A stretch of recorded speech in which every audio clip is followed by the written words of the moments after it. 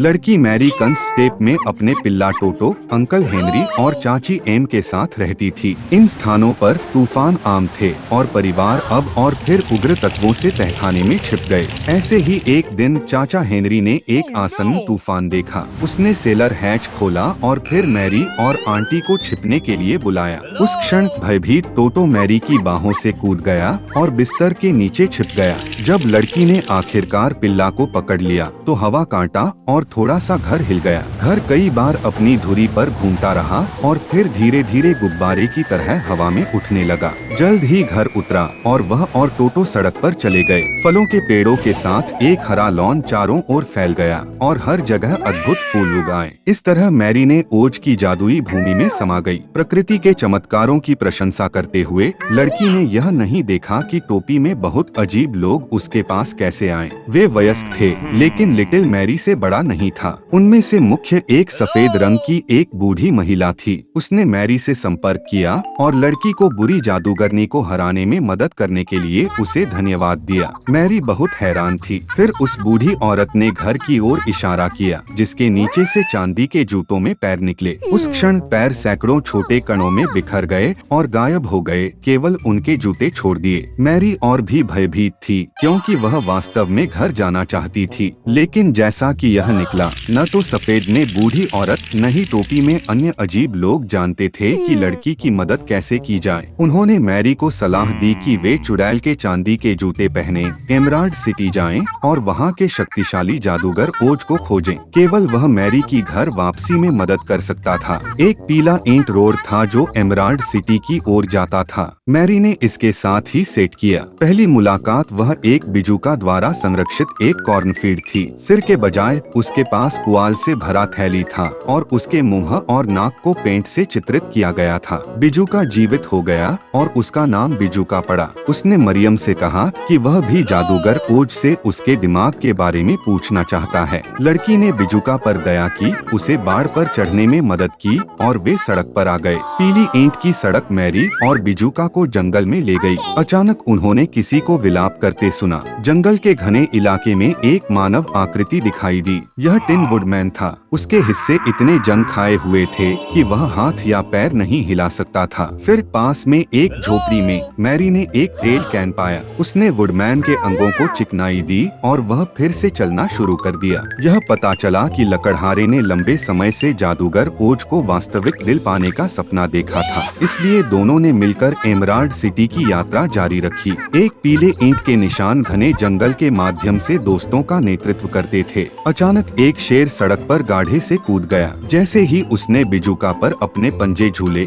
उसने टोटो को भौंकते हुए सुना और वह बहुत डर गया। शेर ने मरियम से कहा कि वह शर्मीला पैदा हुआ है और इसलिए जादूगर ओज के पास जाने और वास्तविक साहस के लिए पूछने का कोई मन नहीं है। जब दोस्त अंततः एमराल्ड सिटी पहुँचे तो महान ओज ने उनकी इच्छाओं को पूरा करने के लिए सहमति व्यक्त की, लेकिन एक शर्त रखी। उसने पश्चिम के दुष्ट चुड़ैल को मारने के लिए कहा और दोस्तों को सहमत होना पड़ा। रात के कवर के तहत मैरी, बिजुका, शेर और लकड़हारे ने पश्चिम की चुड़ैल के लिए अपना रास्ता बनाया। वह उनके लिए इंतजार कर रही थी और इसलिए दोस्तों को उड़ान बंदरों को भेजा। उन्होंने टिन वुडमैन को चट्टान से फेंक दिया, सभी पुआल को बिजुका से बाहर निकाल दिया और मैरी और लियो को पकड़ लिया। जब मैरी को पश्चिम की चुड़ैल में लाया गया तो निराशा से प्रेरित होकर उसने चुड़ैल पर पानी डाला। लड़की के आश्चर्य करने के लिए बूढ़ी औरत पिघलना शुरू हो गई और जल्द ही केवल एक मैला पोखर उसके पास रह गया। जब दोस्तों ने एमराल्ड सिटी में वापसी की और मांग की कि जादूगर उनकी इच्छाओं को पूरा करे तो यह पता चला कि ओज एक जादूगर नहीं था बल्कि एक वास्तविक धोखेबाज था। हालांकि उन्होंने अपने दोस्तों के अनुरोधों को पूरा करने की कोशिश की,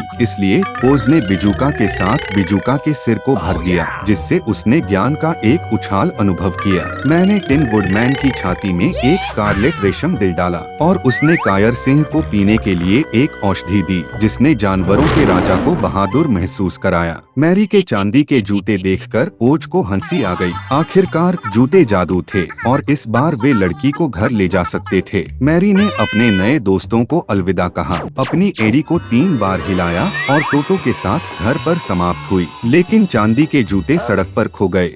एक हफ्ते तक घर पर नहीं रहने के बाद लेमुए गुलिवर ने जहाज पर एक और यात्रा गुड होप की स्थापना की। लेकिन कुछ दिनों के बाद जहाज समुद्री डाकुओं द्वारा आगे निकल गया। उन्होंने जहाज को हाईजैक कर लिया और पूरे दल को बांध दिया। गुलिवर ने भागने की कोशिश की, इसलिए सजा के रूप में समुद्री लुटेरों ने उसे नावों और हवाओं की इच्छा से नाव में गिरा दिया। लंबे समय तक गुलिवर ने खुले समुद्र की परिक्रमा की, जब तक कि उसने क्षितिज पर भूमि को नहीं देखा। वह किनारे पर तैर गया और भूमि का सर्वेक्षण करने लगा। अचानक एक विशाल छाया ने सूरज को ढक लिया। अपना सिर उठाकर चकित गुलिवर ने एक बड़े द्वीप को आकाश में उड़ते देखा।